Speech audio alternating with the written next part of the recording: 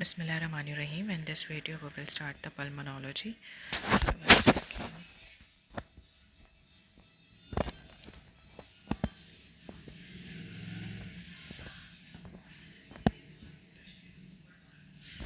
इसमें देखो टीबी का पेशेंट हमारे पास कैसे प्रेजेंट कर रहा होता है। फीवर, नाइट स्वेट, कफ, वेट लॉस, हेमोपेटिसिस और प्लेराइटिक चेस्ट पेन होती है।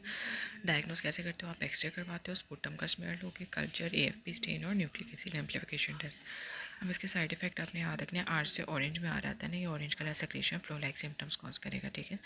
उसके बाद फिर आइसोनियाजिड के अंदर आपने याद रखना है, ये इरिटेट करता है नर्व को, जिसकी वजह से न्यूरोपैथी हो जाती है। और पायरासिनामाइड जो है ये काउट करता है, ये pen in the joint cause करेगा। एथम्ब्यूटोल जो होता है वो ऑप्टिक न्यूराइटिस, और आप इसमें विजुअल एक्यूटी चेक करते हो।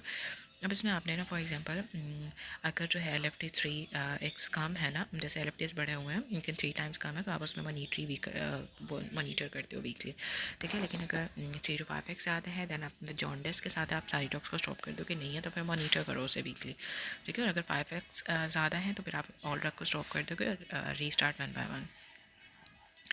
अब इसमें यहाँ पर उन्होंने बताया monitor if 3x stop if, अगर तो 3 टाइम्स ज़्यादा है ना तो मॉनिटर करोगे, और 5 टाइम्स ज़्यादा है than you will stop all that. Latent TB के अंदर आपने याद रखना, आप वन टेस्ट करते हो।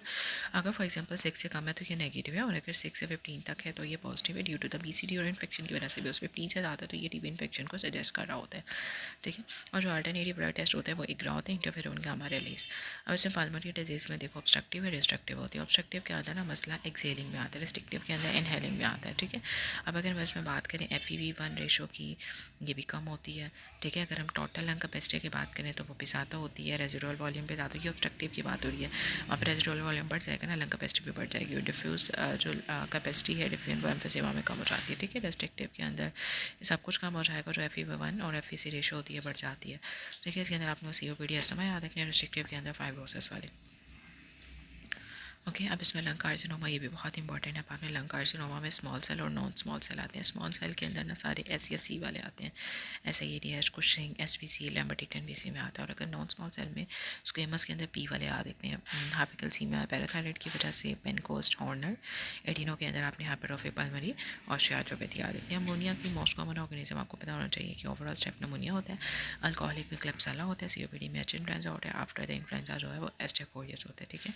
अगर हम बात करें हॉस्पिटल एक्वायर्ड या फिर वेंटिलेटर की, तो इसमें होते हैं सोडोमोनास एरिजिनोसा।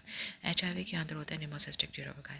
अब स्टेप नमोनिया में हाई ग्रेड फीवर होगा, प्लोराइटिक चेस्ट पेन, और दूसरा कोल्ड सोर्स बनते हैं हार्पस लेबियालिस, और आपने इसको ट्रीट करना है according to the cup score. अगर हम नीमो सिस्टिंग कारण आए की बात करें, ठीक है, एक सेकेंड, हाँ, इसमें आपने याद रखनी डिस्निया, ड्राई कफ होती है, वेरी फ्यू चेस्ट है, इसमें कोट्रामेक्सोजोल देते हैं। और अगर स्वेयर होता है तो फिर आपने पेंटाडीन, हाइपॉक्सिक होता है तो स्टीरॉइड, बाइलेटो इन्फिल्ट्रेट मिलेंगे, और लवाज पर आपको सेल्वेस्टीन मिलती है। लेजोनेला के अंदर आपने याद रखनी है कूलिंग टॉवर्स में आउटब्रेक होता है, इसमें कन्फ्यूजन डायरिया, LFTs होगा, इसमें हाइपोनेट्रीमिया बहुत कॉमन है, ठीक है। इसको आपने यूरेनियन एंटीजन के डिटेक्ट करते हो, और इसमें आपने एसोमेक्स और डॉक्सीसाइक्लिन देना होता है।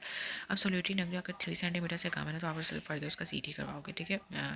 पहले आप प्रीवियस चेक करोगे, ठीक है। फॉर एग्जांपल अगर <8 है और कोई मेलिग्नेंट लीजन्स नहीं आ रहे, तो आप <8 है कोई मेलिग्नेंट नहीं है तो उसका CT 6 to 12 मंथ में आपने फॉलोअप करवाना। लेकिन अगर मेलिग्नेंट फीचर्स आ रहे होते हैं तो फिर आपने पेट स्कैन करवाना होता है। मेलिग्नेंट का क्या मतलब, 8 सेंटीमीटर से ज़्यादा है, पेट स्कैन पॉजिटिव आया है, बायोप्सी, ठीक है। और अगर नेगेटिव आ गया तो आपने इसमें CT स्कैन करवा होते हैं एवरी 6 से 12 मंथ। पावमनी एम्बोलिज्म, इसमें शॉर्टनेस और प्रोयाटिक चेस्ट पेन होगी। अब symptom came with low BP, bradycardia, massive embolism होगी।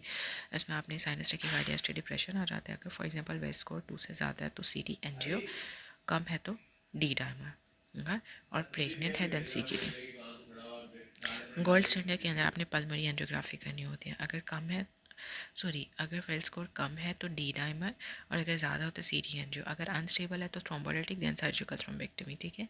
और अगर स्टेबल है तो आप उसको लो मोलिकुलर वेट हैपनिंग देते हो, जैसे INR 2 to 3 डेज, 2 to 3 पे आते हैं तो आप वॉरफिन स्टार्ट करवा देते हो। प्रोवोक है तो ड्यूरेशन 3 to 6 मंथ, अनप्रोवोक है तो ड्यूरेशन 3 मंथ्स। प्रोवोक है तो ड्यूरेशन 3 to 6 मंथ है, अनप्रोवोक है तो duration 3 months for first attack, for the life और सेकेंड अटैक, ठीक है। और CKD है तो आपने अनफ्रैक्शनेटेड हैपनिंग देनी होती है, इसको अच्छे से देख लो। अगर प्रेग्नेंट होती है तो low molecular, CKD renal disease है तो अनफ्रैक्शनेटेड, और अगर प्रेग्नेंट है तो लो मॉलिक्यूलर। इसमें आप देख सकते हो S वेव्स आपको लीड 1 में मिलती है, Q वेव जो है वो आपको लीड 3 में मिल रही है, और inverted T waves lung capsules के अंदर क्या होगा, ये ज़्यादातर अल्कोहलिक में होता है, स्ट्रोक, सीजर, फॉर्मिटी, इंजेक्शन, फॉल स्मेलिंग, स्पोडम के साथ आएगा। एक्सी के अंदर एयर फ्लूइड लेवल आएगा और ट्रीटमेंट में आपने क्लेंडा और ऑगमेंटन देना होता है।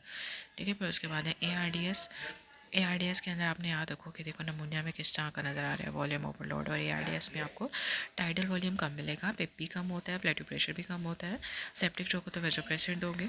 स्वेट RDS है तो प्रॉनिक पोजीशन। ठीक है, neuromuscular blockade in the selective cases, treat underlying cause. ARDS जो होता है ना वो कार्डियोजेनिक या non cardiogenic pulmonary oedema cause करेगा। नॉन कार्डियोजेनिक में आपने याद रखना है कि इसमें ना जो वेज प्रेशर होता है, BNP है, कार्डिक फंक्शन, ये सब नॉर्मल होगा। कार्डियोजेनिक में तो ये सब कुछ रेज होगा ना, BNP और वेज प्रेशर ये एलिवेटेड होंगे, जबकि कार्डिक फंक्शन जो है वो कम होगा। ठीक है, इसमें सेप्सिस है, बायलेटेड इन्फेक्शन में ग्राउंड ग्लास अपेयरेंस मिलती है, कैपिलरी लीक प्रेजेंट होगा। ठीक है, सारे नॉन कार्डियोजेनिक के अंदर एरिथमिया, हार्ट फेलियर, MI, ये सब चीज़ें हो सकती है, इसमें बैड विंगोपेसिटिस मिलेगी। जबकि ARDS के अंदर ग्राउंड ग्लास। पल्मोनरी हाइपरटेंशन के अंदर आपने याद रखना है कि इसमें पेशेंट को dyspnoea, right heart failure, peripheral oedema, pain in the chest, JVP raise, exertional syncope भी होती है। ठीक है, और ट्राइकस्पिड मार्मर होगा, लाउड पीटो, और gold standard for the diagnosis आपने राइट हार्ट कैथ लैब करने